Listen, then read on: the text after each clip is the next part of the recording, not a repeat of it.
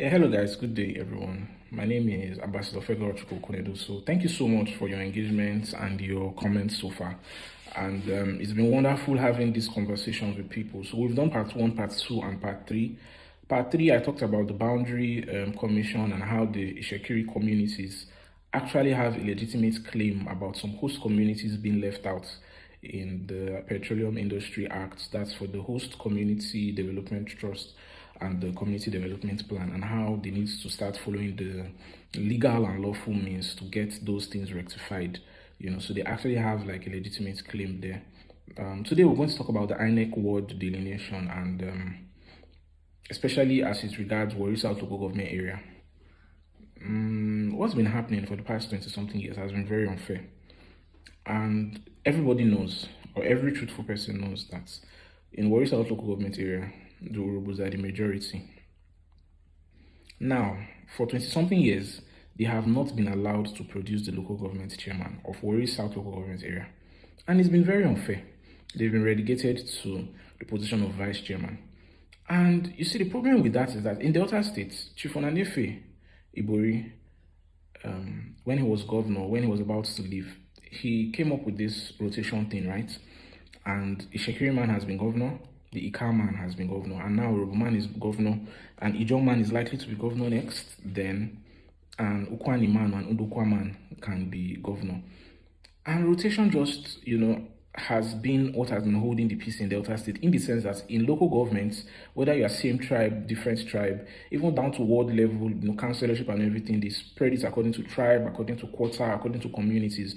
So everybody feels carried along. Everybody knows that, okay, after this person does 2 terms, it's going to be the turn of my people. But in Warri South, the Urhobos were just being denied for 20 something years, and they had the majority of the population. So now, Supreme Court has passed judgments. INEC has come in and has done delineation, which has adequately reflected the Urhobo majority in Warri South local government. So what do you expect? That the Urhobos now should now come and say, okay, let us be rotating this position. They won't do that. They will hold the position for as long as, they can hold it, for 20 something years, for as long as they feel will make up for the injustice that was meted to them in the past. And these were the things that Chief James Onanefe Ibori was trying to prevent when he was talking about rotation. Because if there was no rotation, the Urhobo man would be governor of Delta State in perpetuity. It's happening in some states. In Benue State, you cannot remove the thief man from being governor. In Rivers State, it's just recently that an Ijaw man became governor. It's Ikwere that have been holding it from time immemorial. You understand? In Bayelsa State, there is no way that the Ijaw man would not be governor forever. But there's Urhobo presence in Bayelsa State, and just now, an Urhobo man is the deputy governor of Bayelsa State. So if there was rotation, and rotation and zoning was practiced in Warri South local government area, we will not be having these issues, because whether there's delineation or not, whether they give Urhobo 100 ward or not, you know that after the Urhobo man finishes 2 terms, the thing will rotate to an Ishekiri man. But in the case where the Ishekiri man has held the position for 20 something years, refusing to rotate it and refusing to share, and now INEC has come to say, look, these people are the actual majority, and it has reflected in the new ward delineation that they've done. So what are you crying about? The Delta State government, through the Commissioner of Information, has come out to say that they are in support of INEC, and it's always the case where people who have been benefiting from loop-sided arrangements would always feel shortchanged, or will always feel bad when correction is being done to what was giving them an unfair advantage. So my advice to my Ishekiri brothers and my Urhobo brothers and my Ijaw brothers is that we should all continue to do things peacefully and lawfully. There are some things that we know are true, and when we see it, we should accept it, and we should, just do our best to take it in good faith.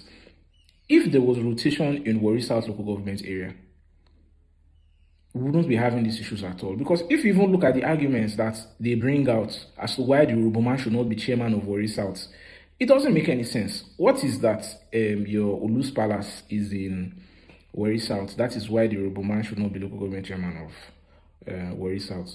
And there are 3 or 4 kings in Warri South local government area, and according to Delta State Government Gazette, they are all co-equal in status.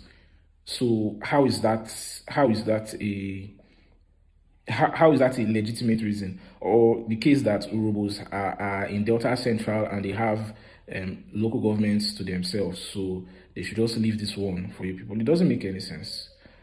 It doesn't make any sense. That is not a valid reason to cheat your neighbors of something that is rightfully due to them. So we must continue speaking truth to power. As far as the INEC delineation is done, I'm 75% confident in what I've read so far. Maybe there are some little changes that must be made, but as far as I'm concerned, in Warri South local government area, the Urhobos have the 100% majority. There's no way you can come and say Tantita influenced the Supreme Court judgment. The case was judged by the Supreme Court in December 2022. Tantita only got their contract in August 2022. So how did Tantita influence a case that had been in court since 1998? It doesn't just make any sense to say, oh, they use dollars to bribe the judges. If we want to talk about court judgments, then we should start talking about court judgments from the time of Awolowo and during the time of the military, if we really want to talk about how court judgments were wrongly given to favor one side over the other. So, as far as the delineation is concerned, there's really nothing that can be done about it because, federal government agencies, INEC, the National Census Commission, and all these things, they know exactly what they are doing.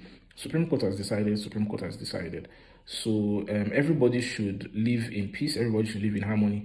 As far as Warri Southwest and Warri North is concerned, I think they already have some sort of rotation there, the Shekiris and the Ijos. But Warri South is the one where they refused to have the rotation, and the Urhobos must be compensated for it by giving them the local government chairmanship position for 20-something years to balance out the injustice that was done to them.